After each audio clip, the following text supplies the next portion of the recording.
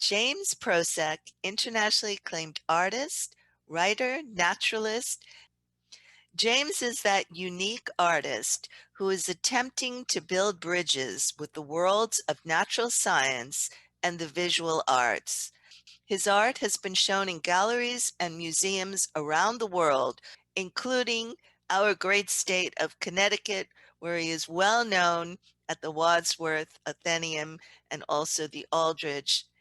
In 2012, James was awarded the Gold Medal for Distinction in Natural History Art from the Academy of Natural Sciences in Philadelphia.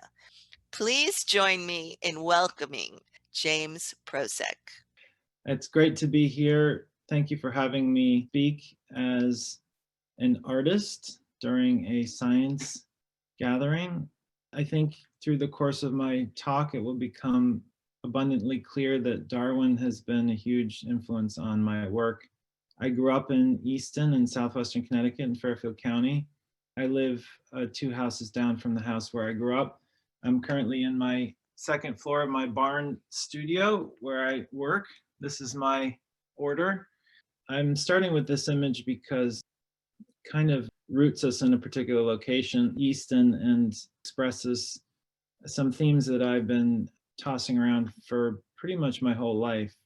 I grew up on this street that dead ends on a drinking water reservoir called the Easton Reservoir. It used to continue on into the rest of town, but in the 20s they built a dam, and the dam cut the street off from the rest of town. So the old farmer growing up here, I remember telling me stories of how he used to walk to school, which is now on a road that's underwater. It's been fun to be here my whole life because I've had a chance to hear about local histories and how the climate, the environment has changed. But the watershed land around the reservoir, which was claimed through eminent domain by the Bridgeport Hydraulic Company in the 20s, is off limits to people. But of course, as a kid, a no trespassing sign is like a welcome here sign. And once you're on the other side of the sign, you can't read it, so you're sort of safe. This line, this invisible boundary that I wasn't allowed to cross as a kid, has become kind of an important metaphor for me for lines that humans draw in nature that are oftentimes arbitrarily drawn, but that actually can affect the fates of ourselves and the fates of other organisms on the planet. So as a kid, I saw deer and turkeys could cross this line and wondered, why can't I? Why do I have to obey this no trespassing sign? I'm not hurting anybody. I'm just walking down a fish in the reservoir. But I remember about 35 years ago, I'm 45 now, when they changed these signs. The old signs used to say public water supply, no trespassing, hunting, trapping, or fishing. And then they changed them to swimming because nobody was trapping anymore. That was sort of something a previous generation did. But what's remarkable to me about this sign is how this sugar maple tree has been slowly eating it and claiming back this boundary that we imposed on the landscape. I see the world in what I feel is a Darwinian way. Nature to me is an interconnected, constantly changing continuum. But in order to communicate that continuum, we have to draw lines between things and label the pieces. So we have then units of knowledge like species. But as it turns out, those lines that we draw are not always clear where they should be drawn, and they can actually come to cause a lot of problems. One of my longtime obsessions is about how and why we name and order nature.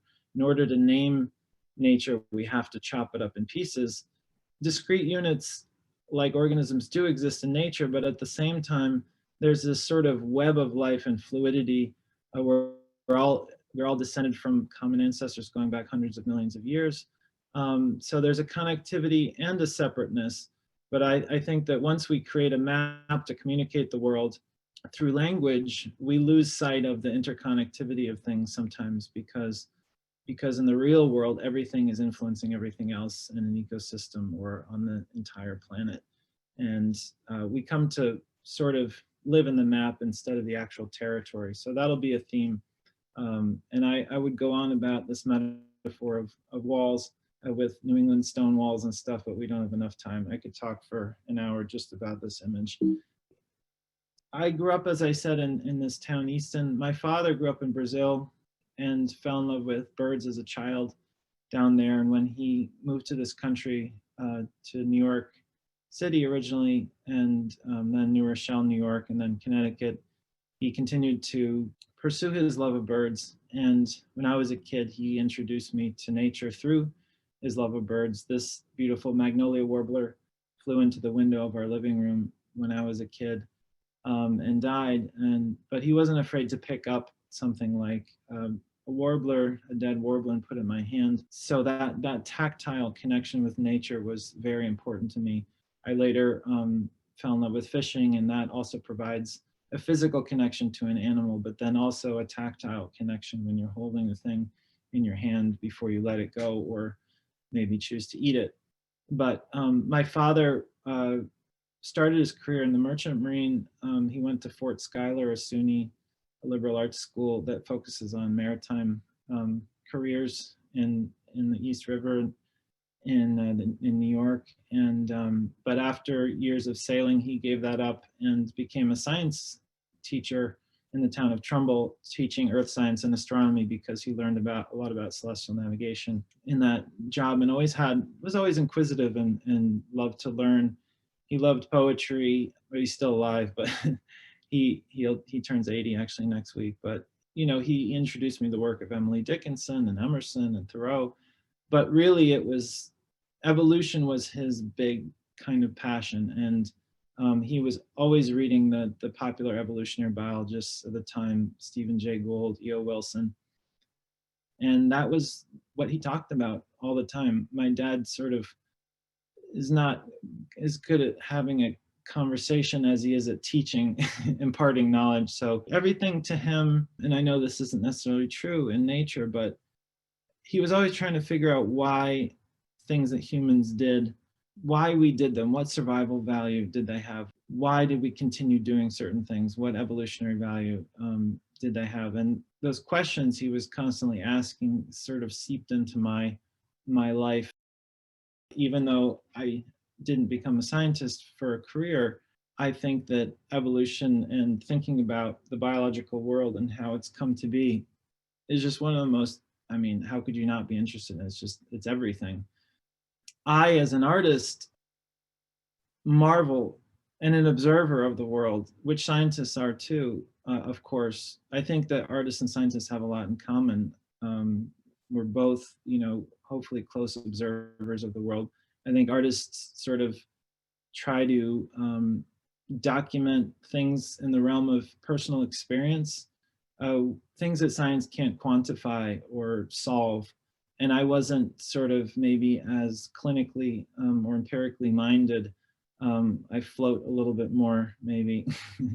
But the inquiries that I make are sometimes very sciencey. As we know, scientists and artists, before science was even a named formal discipline, traveled on expeditions together, made observations, made drawings. Darwin made drawings, Linnaeus made drawings. The two, to me, are not really that different. But in any case, I began drawing. Drawing was just something I always did. This is an early Prosec drawing of a warbler. Drawing's the way that I come to know the world. It's sort of a wordless way of embedding the world in my body, making it mine, remaking what's there, almost as a kind of creator or co-creator. Oh, I loved birds, and as I mentioned, my dad introduced me to birds as a kid. But when I was 9 years old, I fell in love with fish and fishing, and then in particular fly fishing for trout. When I was a kid, I would go with my dad to the local library all the time, Fairfield Easton libraries, and he always said that if you wanted to learn something, you go to the library, and you'll always find a book about some subject. Or that was also a lesson of his that I've sort of taken with me, that you could sort of teach yourself about things. You didn't necessarily need formal education to, although that's important too, if you can also not be afraid to absorb knowledge on your own and try to figure things out. The knowledge is there and embedded in all these books. This is pre-internet, but I couldn't find a book on what I wanted to find one day, which was a book on the trout of North America. We had all kinds of field guides of birds of North America, butterflies in North America, but nothing existed on the trout of North America. So I thought at 10 years old, I'll try to put together a book on the trout of North America. So I started writing letters to departments of wildlife around the country and actually developed correspondences with different biologists who were studying particular kinds of trout in Nevada or California or Colorado over time, over years, and learned that there were sometimes people who studied a particular local species or subspecies of trout their entire lives. So I started slowly putting together a list of all the different trout of North America for a book that I wanted to create one day.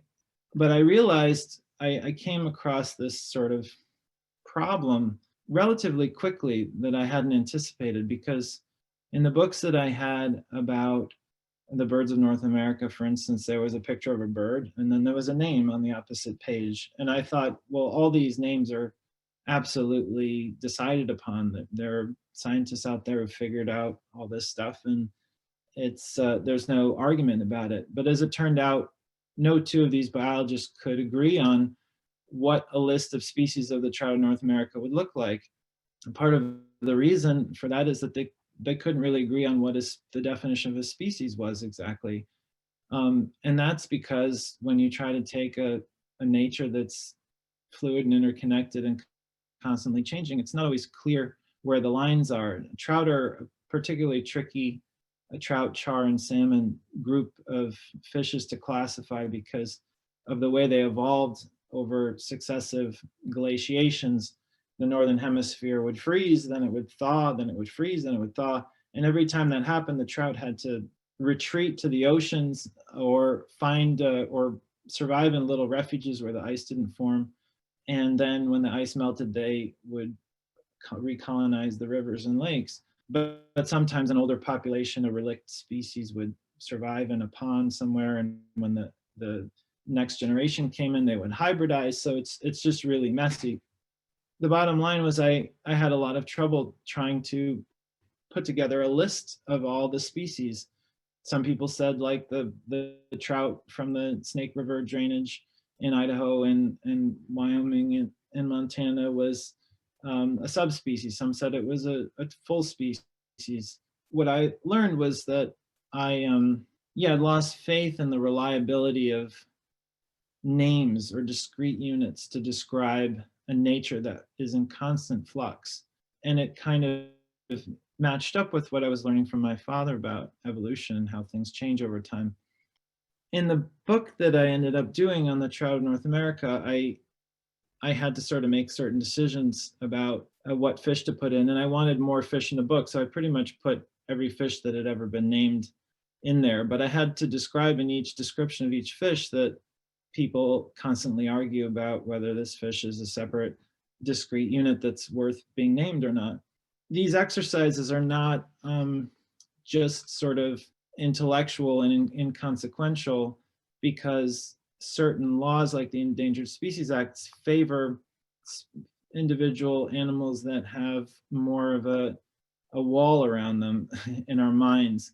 So the golden trout, for instance, which lives in the high Sierras in California, is really very closely related to the rainbow trout, but they've classified as a separate species so that the public and the politicians can wrap their heads around it being protected. So we manipulate the lines. Darwin said very clearly in The Origin of Species that species are arbitrary terms for convenience. The main word in the title of his most famous book, he admitted could not be defined. In a letter to his friend Joseph Hooker, he said he finds it laughable that biologists debate about what's a species or a subspecies or a variety. He said it all comes from trying to define the undefinable. This is something that has become a major sort of lifelong conundrum for me. How do we communicate through language, which necessitates that we chop the world up, and still try to express the interconnectedness of the world? I think we can have both, and we do have both, but it requires constantly reminding ourselves that the map that we use to navigate the world, again, is not the actual world. So this is another painting of a trout from after the book I did on the trout of North America, which came out in 1996 when I was 20 years old. I did a book on the trout of Europe and Asia and North Africa. It was a really good excuse to travel around the Northern Hemisphere looking for these fish. The first book, once I had my driver's license, I was off every summer driving up to Maine, New Hampshire, Wyoming, Colorado, Montana with my friends, one or two friends of mine who were into this stuff, catching and documenting these fish. Some were extinct, and I had to draw them from descriptions that people had made in the 19th century. Then I came to learn about this cast of characters who came to name all these fish. David Starr Jordan, the first president of Stanford University, Constantine Rafinesque, this crazy sort of scientist, pseudoscientist that Audubon, he had a fun interaction with Audubon where he was working on a book of the fishes of the Ohio River Valley. And he visited Audubon where he was living in Henderson, Kentucky. And he could see how fanatical Rafinesque was about finding new species of fish. So Audubon drew 5 fictitious fish and gave them to Rafinesque and said, put these in your book. You know, they live in the river out here. So he did, and he named them based on Audubon's word, and Audubon got a lot of crap for that back in Philadelphia, where, you know, the Academy of Natural Sciences at the time was the place. Trout became a really good excuse for me to see different ecosystems around the world. This is in eastern Turkey in the headwaters of the Euphrates. This is the headwater of the Tigris River. One of the populations of trout that had not really been documented well or at all were fish from the headwaters of the Tigris and Euphrates, because these rivers flow to the Persian Gulf, and trout never colonized the rivers from the Persian Gulf. They colonized from other river drainages during times when there was enough meltwater from glaciers that they could cross over mountain passes via headwaters from the Caspian drainage, the Mediterranean drainage, and the Atlantic. So trout evolution is really interesting. So the Tigris fish actually are hybrid of the Caspian and Black Sea and Mediterranean trout. This is a trout from the headwaters of the Tigris. Some of these trips required taking some risks because there's active fighting between the Kurdish guerrillas and the Turkish military, or in the Balkans, there were a lot of rivers that were fenced off because of landmines. This was in the 90s. These are some beautiful char from Hokkaido, the northern island of Japan. But I was compelled to draw these things for some reason. This is a Mongolian rental car. Also, wherever there's water in the world, there's people that fish. And it was really a wonderful experience to meet other people, even who you couldn't speak the language with, who loved to catch fish, loved to eat fish. And, we learned the local name for trout, like alabalık in Turkey, or trota in Italy, or wherever. And if we knew the word for trout and the word for beer, we were pretty happy wherever we went. And then after painting trout from basically the age of 9 to 22, I started wanting to say more through my work, and I had become interested in the process of naming, how we name things, and started making the first pictures I made that were commentaries about my interest in names were hybrid creatures that had sort of become their names in almost protest of being labeled. So there's a Caribbean fish called a parrotfish that has a head or a mouth that looks like a beak for crunching coral. So someone named a parrotfish. Or a turtle dove. This has a passenger pigeon and a box turtle shell. And I just became interested in hybridity in general. This is a painting of myself, my head on a red-tailed hawk body. And then this is an African headdress, which is half woman, half insect, and part a sort of ungulate mammal with horns. That was in the show that was up at the Yale University Art Gallery that I did recently. The idea of hybrids and the history of the existence of hybridity in human culture, some of the earliest drawings now that we know of in Indonesia, 30, 40,000 years old, there's pictures of half human, half animal hybrids. And I feel like these people had an intuitive knowledge of the fact that nature was not static, that it was fluid, that the things could connect. And in their stories, I wrote a book about freshwater eels. Humans can change into eels and back into humans. And even though these stories may not be real or true, to me, they're more true than a lot of the stories that we tell today about how the world works, because they accept that there's a certain amount of fluidity and dynamism in nature, and actually that humans can affect the lives of other animals, and other animals can affect the lives of humans just by breathing. We're shaping the atmosphere and how things change over time. So what I'm also interested about hybridity is when you combine two things that had not been combined before, for at least a moment, you've created something that isn't named. It's not until we give it a name, like a mermaid or something. But in that moment, when you create a novel entity of two things that have their own little walled boundaries, you've broken the wall and you've created something novel and unnamed. And that thing exists in the space between the named units, which is another thing I'm really interested in.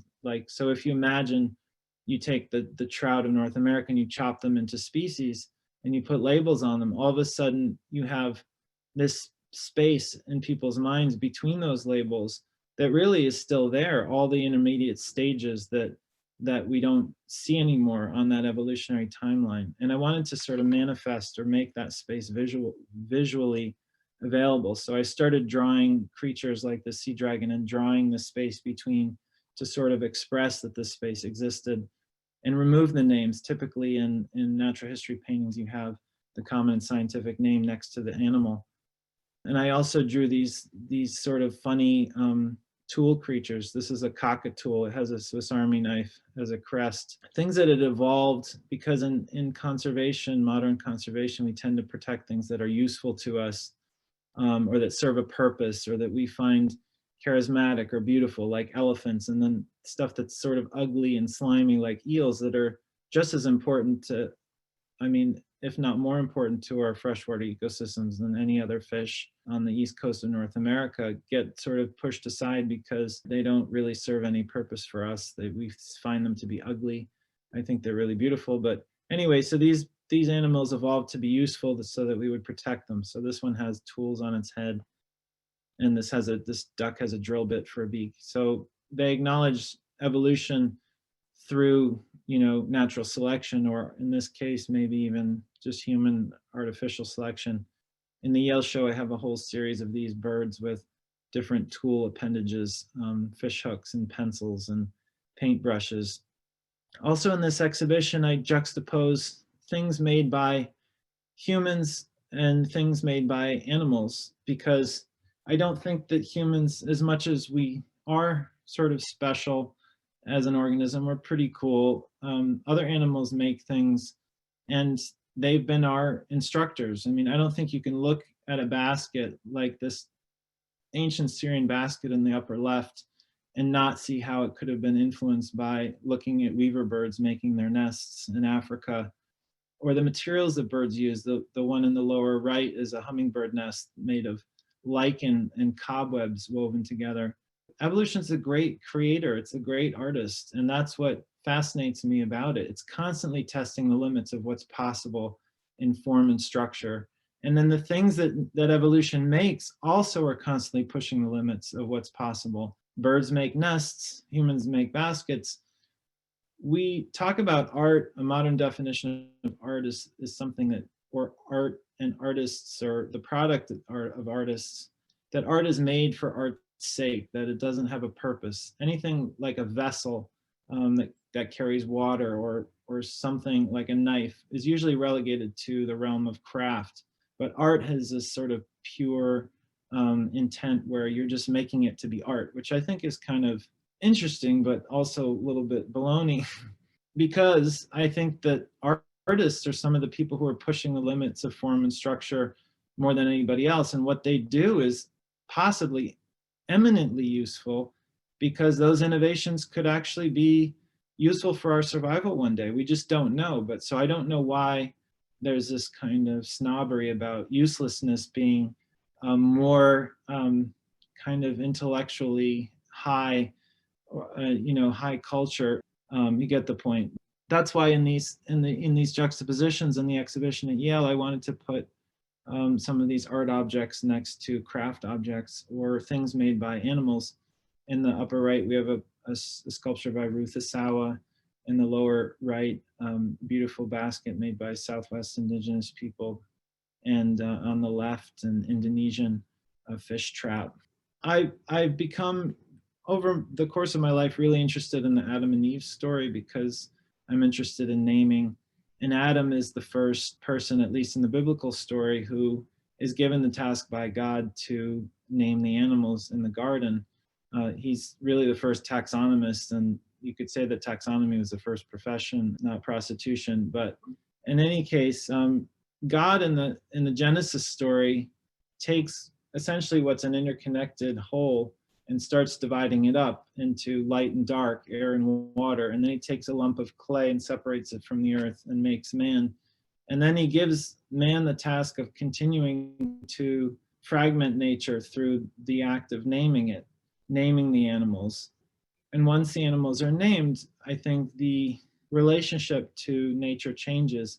And this is illustrated really beautifully by a one-page story, one of my favorite naming related stories by Ursula Le Guin, science fiction writer who died recently, called She Unnames Them, where Eve goes through the Garden of Eden, unnaming everything that Adam named.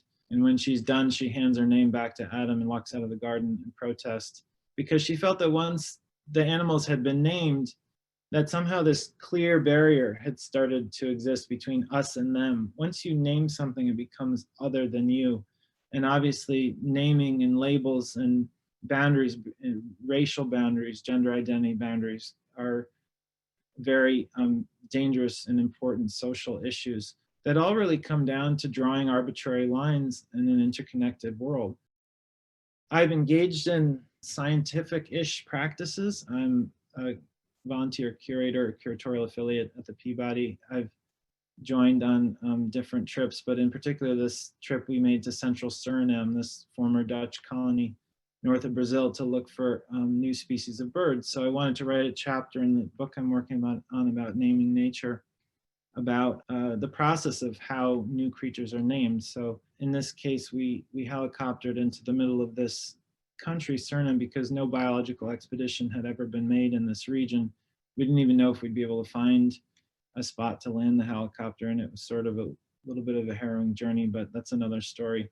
But talk about beauty of diversity of forms, endless forms most beautiful, as Darwin described. Snakes and orchids. And at night, we brought a little generator with some gasoline and ran a light and a white sheet so that we could see what moths came to it. And in the middle is the moth with the largest wingspan in the world, or the insect potentially with the largest wingspan, the white witch moth. At that time, the caterpillar hadn't been known. We were trying to find the caterpillar. I like all the things I think that scientists like, except they manifest in me in different ways. But this one was about 10.5 inches long. Christoph, who sort of is a good friend and works under Rick Prum, actually, he's head of the ornithology collection at the Peabody Museum, caught this viper and dispatched it because it was in our camp and we didn't want to step on it. And so I would draw these things as, here's Christoph catching a bird in a mist net, as scientific expeditions of old had artists that came along to document those pre-photography, so they had to have somebody kind of document things. Darwin made a lot of drawings, as we know, and as I mentioned, Linnaeus and other scientists did too. This is a bird that Christoph is describing as a new species. I think he's going to call it the Surinamese ant vireo or something like that. But unfortunately, the process of documenting nature often involves killing things. Scientists call it collecting, but it's a reality of the process. Without the tissue samples, the genetic material, now they can't do studies on how these birds evolved. And having the actual specimens in the collection now, as you know, Rick Prum has been doing a lot of work on the evolution of color in birds, and that birds can see spectrum of colors that humans can't, ultraviolet colors. So when birds look at birds, they see the world completely differently. My process is sort of old school, just drawing the animals with watercolors and pencils. And then there's the odd sort of other layer of the naming of animals, that when you collect a bird and prepare the specimen, as I did this, I think Mott, your name goes on the tag with the location of the place and the date and the name of the institution. So there's a lot of naming going on. One of the really fascinating things about this particular site where we did this expedition in 2010 was that it was so remote that none of the streams or the mountains or the land had been named. And you realize that if there's no humans there, there's no names. And you start to wonder what changes in the world when we join words to a world that doesn't have words on it. The world, nature does not have language imposed on it. We put it there. And then we forget that it's just this artificial thing that we just kind of glom on. And Darwin struggled with this a lot throughout his life, that the world is nameless, but we have to put things in categories in order to communicate. One of the I would say the central installation in this exhibition at Yale was a color spectrum that I put together with 222 birds from the 150,000 birds in the Peabody collection. And it was juxtaposed with, in this case, a South American feather tapestry made of macaw feathers that's over 1,000 years old on the left. The fun thing sort of about this is there's many layers to it, but historically the labels have so much information. On the lower right is a Carolina parakeet that was collected in 1882. Some of these specimens are of birds that are extinct. They're very valuable scientifically. But the reason I put them in a rainbow or color spectrum was that I was sort of making this comparison between the color spectrum and the evolutionary continuum. Just as it's very difficult to sometimes draw lines in an interconnected nature on the evolutionary timeline and name the species, the lines that we draw in a color spectrum are arbitrarily drawn. There's no official place in nature where red ends and orange begins. We draw that line and we define it based on whatever terms we want to define it, but then people just think that red is a thing, but different cultures divide the color spectrum differently. And I think that doesn't necessarily shape the way that they see color, but I think through conditioning, it can shape the way that you do look at the world. So how language shapes or may not shape our perceptions is something I'm very interested in also. All the written information on all these specimens, I turned into a kind of collage. In the exhibition, I also was interested in showing the marks that other creatures make. These are marks made by a female bird in the oviduct of the bird as the egg is being laid. In the last hours as it's passing out of the oviduct. The female bird has this, basically they describe it as an inkjet printer or little paintbrushes that spew out this ink, and the egg rotates and the pencil or the pen stays stationary. And actually at Yale and Princeton, they're studying how the ink's deposited, why. There's a lot of theories, but one, of course, is that certain birds don't have nests. So they lay their eggs on the rocks on the beach or something, and the eggs are the patterns meant to mimic the stones that they lay the eggs on, so they're camouflage. So it's basically a painting of a landscape on an egg to mimic the landscape so that it disappears, which I find really fascinating. The bird is actually representing the pattern on a rock in nature through mimicry. It's very much like an artist would paint, like I said, a landscape or something, but it's doing it without knowing it, presumably. Another really interesting thing about these patterns now that they're learning is that when a female lays a clutch of eggs, she may have 3 or 4 eggs in her nest. There are other birds, parasitic birds like cuckoos and cowbirds, that don't make their own nests, but lay their eggs in these other birds' nests. And they've evolved patterns on their eggs to mimic the eggs of the mother bird. So the mother bird has to be able to identify the signature on her own individual eggs in order to kick out that foreign egg before it hatches. Because usually once it hatches, the mother bird, I guess it overcomes her instincts and she raises it. But so these patterns are essentially names or written signatures that allow the female bird to identify her own eggs, which I find to be really fascinating. So again, like the nests and the baskets, this is just showing that other animals make marks that are really incredible and that carry useful information. So we sort of took a 3D scan of some of these eggs and then unfolded them like a Mercator projection, like we do the globe, and making a flat map, and printed them out large so people could see the beauty of these patterns, and then juxtapose them with abstract expressionist paintings by Jackson Pollock and David Smith. And so I joke, which came first, Pollock or the egg? You know, maybe he was down walking along the beach in East Hampton and saw this beautiful seabird egg and was like, wow, how can I make that? So I doubt that's true, but it's possible. So we're back to cave paintings. This, I think, is Lascaux or Chauvet, one of these beautiful cave sites. And the origin of drawing. So I've just, as somebody who's been compelled to draw things in nature all my life, like trout and birds, and then having a father who compelled me to question why we do things, it was just natural for me to eventually, a couple of years ago, start really wondering, why the heck do I draw? What's the point of drawing?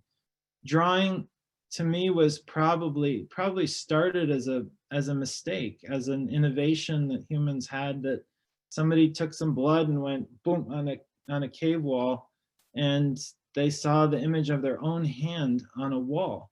That mark, once we made a mark that was intentional, that was the beginning of everything for humans. I think it was one of the most important moments in our evolution, because instead of now having a footprint in the sand that just washes away or it's ephemeral, we made marks before that.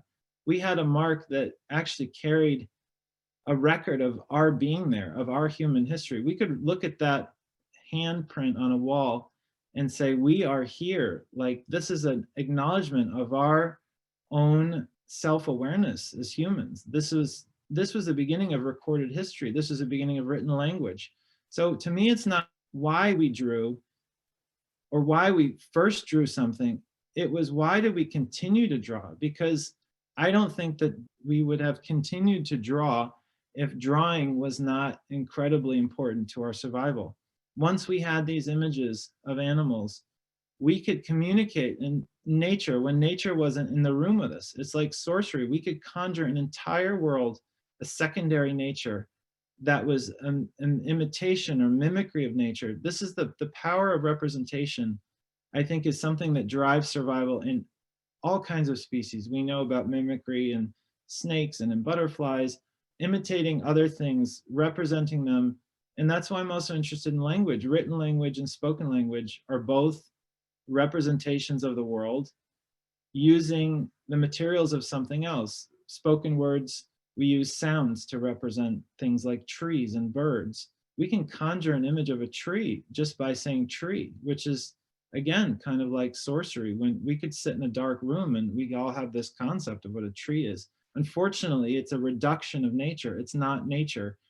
Every tree in the world, all the billions of trees are unique and individual. Every leaf on each of those trees, unless they're clones, I guess, are individual and unique.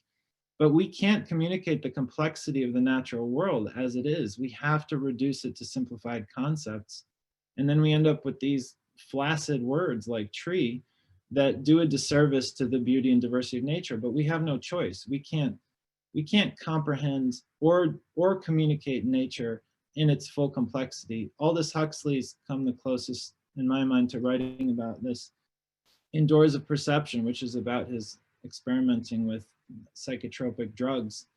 He calls the brain a cerebral reducing valve, that we have to process the complexity of the world and output these sort of reduced versions of it. But he had experiences while taking hallucinogens that opened his mind and realized that there is another space where maybe we can comprehend more.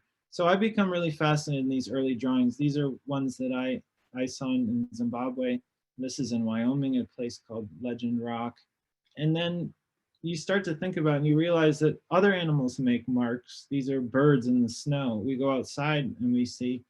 And reading those marks for humans was very important in their early survival. You know, in Africa, if they could track an antelope over the landscape, the antelope might run away from them in a quick burst of energy. But if you could track that animal all day, you will eventually wear it out to the point where you can bang it over the head with a club. And that reading those marks, being able to read what those marks were communicating, the direction the animal was going, that kind of thing, was an important part of our survival. So writing to me is older than just what we do and call writing today. This is a beautiful imprint of a bird taking off in the snow. And there's the handprint that I was talking about. But those early drawings became the first written languages. This coffin, Egyptian coffin panel, was in the Yale exhibition, and you see these early hieroglyphs or pictographs. Some of these symbols actually represented the things that they were, and then some became things that represented metaphors for nature or feelings or experiences, and started to carry things beyond just what nature was.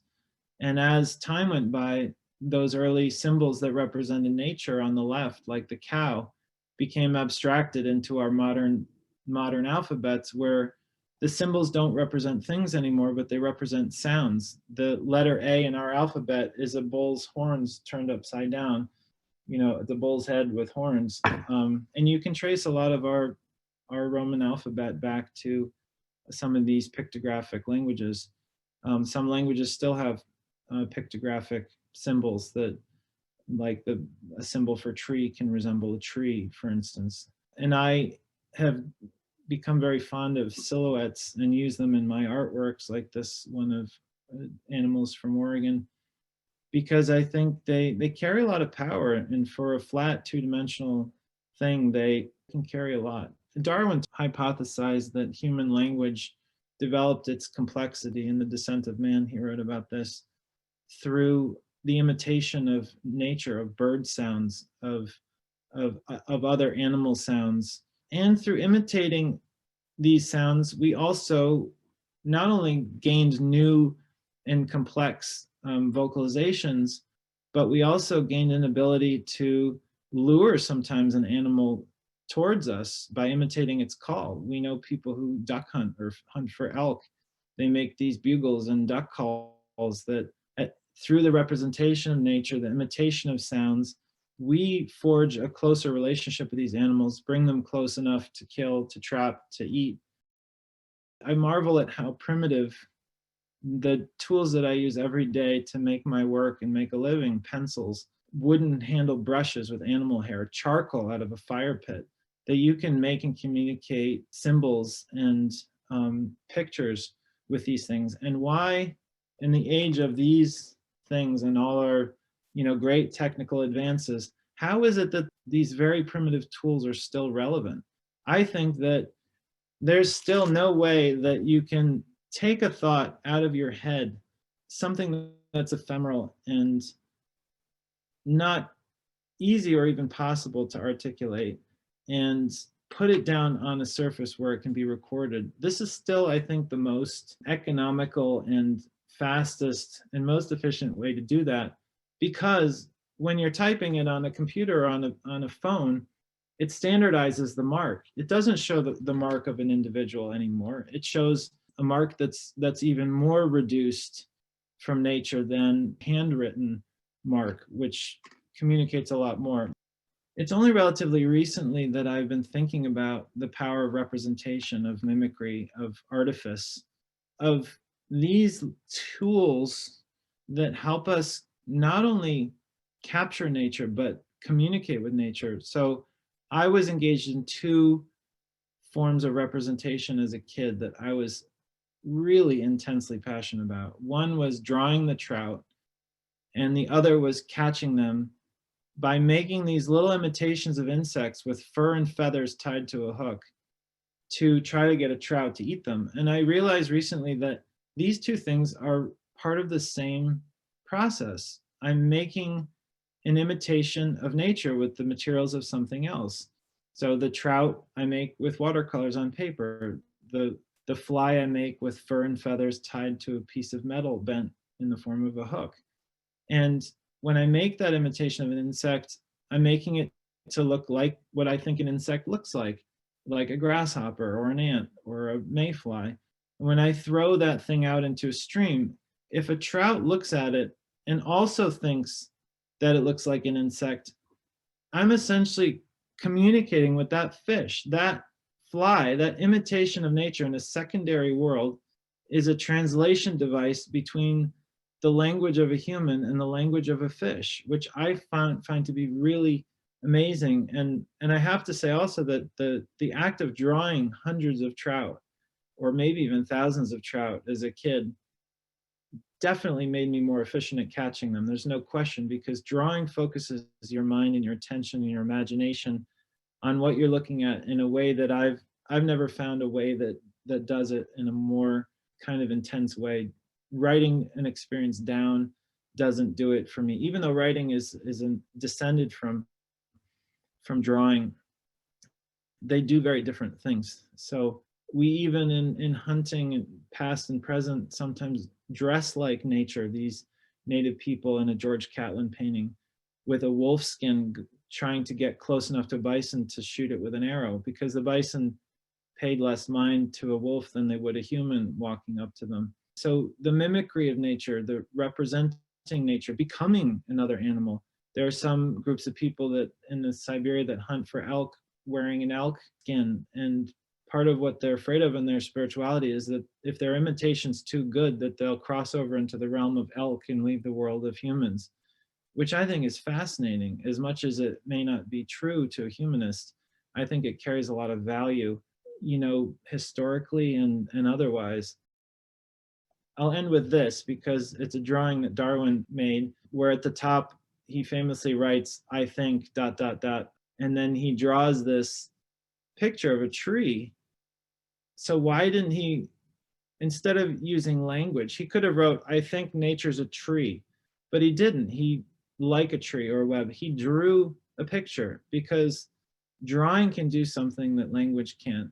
And that's why I was joking about the "I think therefore I draw" thing, because some people say that he drew the picture of the tree first and then wrote "I think" over the top of it, but I like to think that he wrote "I think," and he couldn't do it with language. He couldn't articulate what he wanted to say with words, so he drew a picture. And I think that that's the value of drawing. It shows, this picture could show the interconnectedness of nature towards a common ancestry better than any words could. So I will end with that. Thank you very, very much.